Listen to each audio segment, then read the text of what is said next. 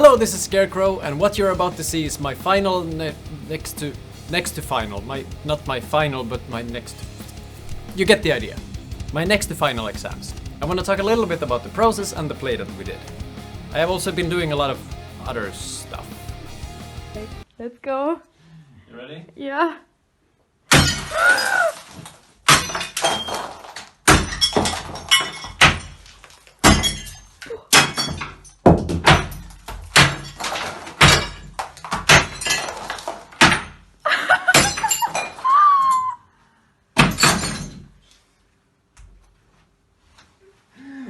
Oh my days!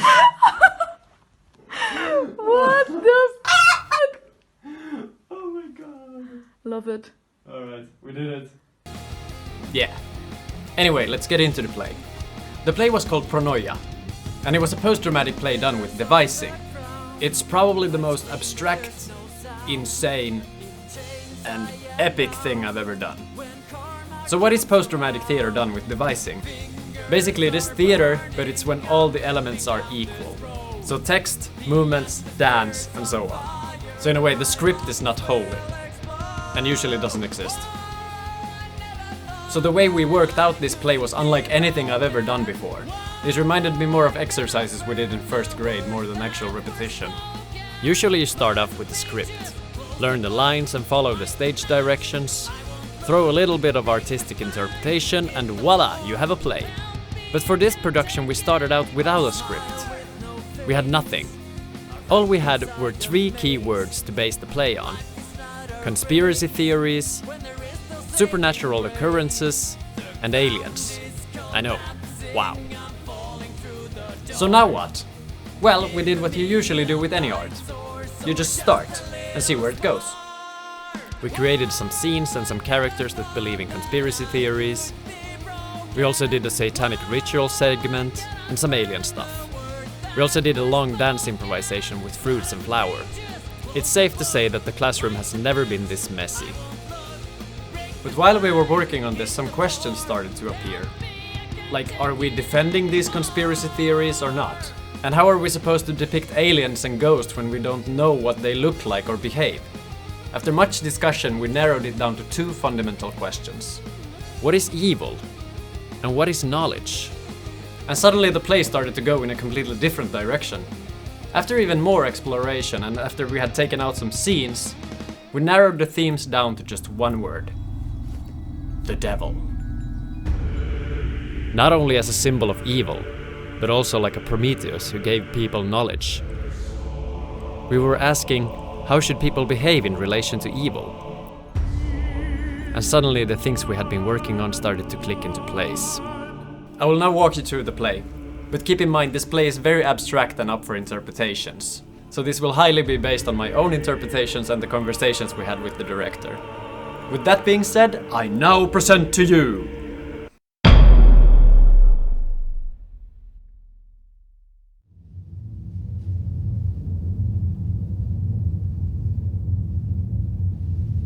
We started off with the birth of the universe. Matter forming from the unknown and expanding.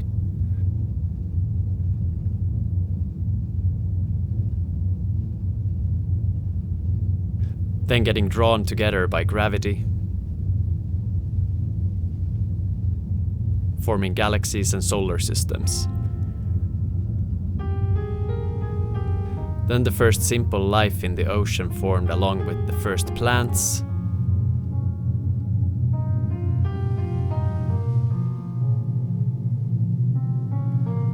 And then humans.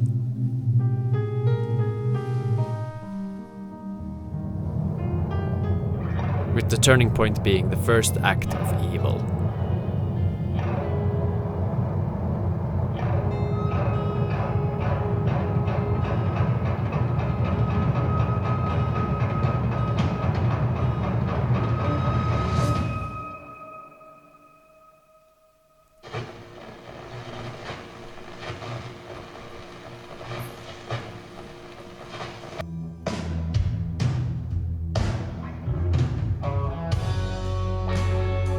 In the next scene we have jumped to present day, where people are so caught up in their routines that they are like robots.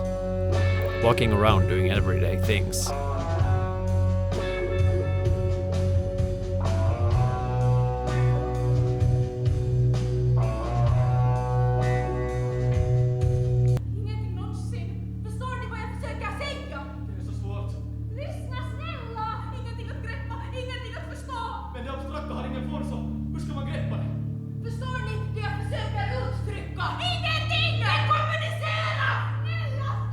This is one of few scenes that actually had lines. Not dialogue, lines. For me, this scene is reflecting the anxiety of not knowing. Today we have access to so much information, but we still understand so little. Also, knowing can sometimes be scarier than not knowing.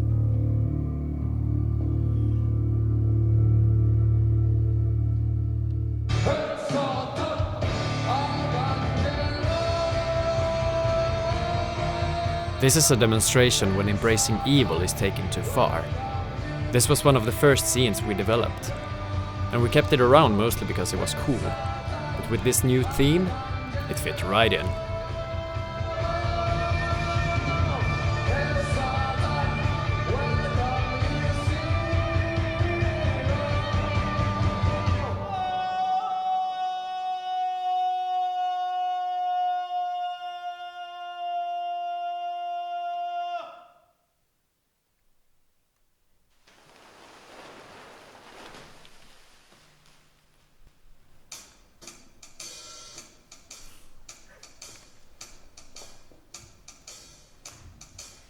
Let me ask you something.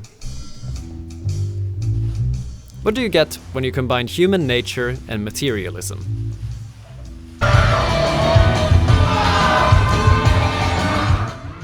Yeah, that's what you get.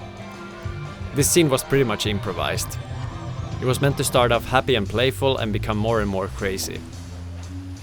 The human inner child stripped down to its core.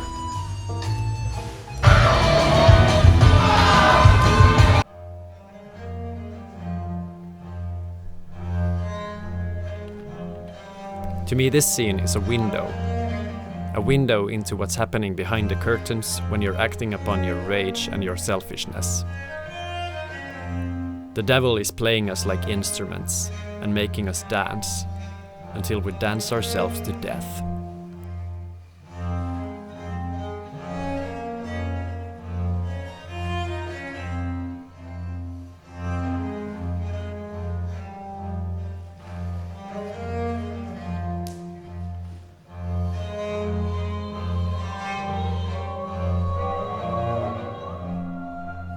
I love this scene.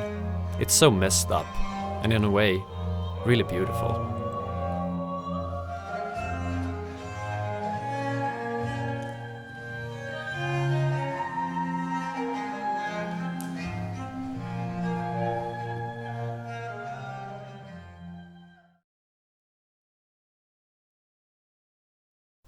This scene was a monologue written in German, and was actually the fourth language in this play, along with Finnish, Swedish and English. The text was asking a lot of big questions about life and existence, along with some cool music. I have nothing more to say, just enjoy.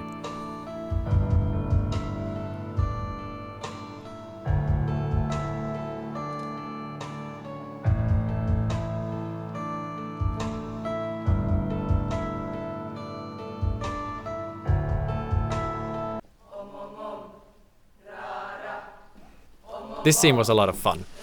It was the birth of the Wanderer, an individual looking for truth. After his birth, he meets a philosopher, a scientist, and a priest. And they try to convince him of their worldview. Without hope, suffering becomes unbearable. See, and the only thing that remains is an infinite Alice. Yeah, and that is why we laugh. The Wanderer's conclusion? Unity is more important than being right.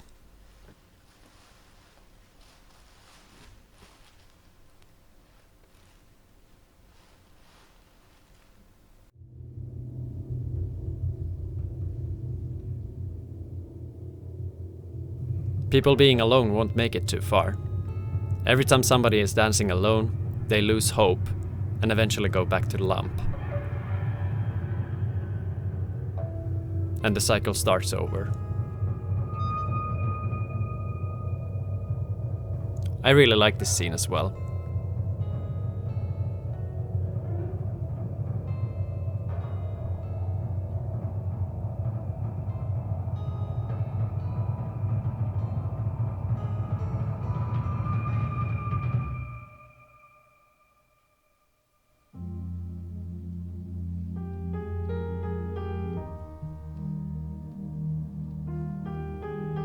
This is the answer to all the questions. The conclusion. For people to be happy, we need to let go and become an animal of unity and empathy. This dance went on for like 15 minutes, while bags of confetti was being thrown out from the ceiling. This scene was also completely improvised, so it was different every show. We were just dancing and having fun all the way to the end of the play, while we were letting the audience wonder.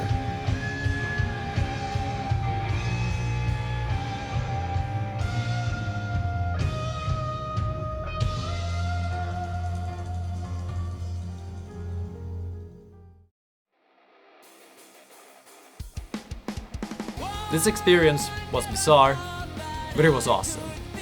Sometimes it was stressful because we only had a few weeks until the premiere and we had nothing to show for it. But in conclusion, I don't think I have ever had this much fun while rehearsing. Even though the end result is pretty fragmented and not like traditional theater necessarily, it was still epic. And I will never forget it. I hope you enjoyed this video and I hope I'll see you again soon. Bye!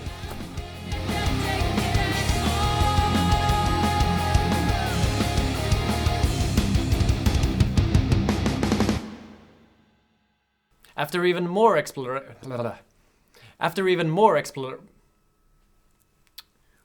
more exploration and we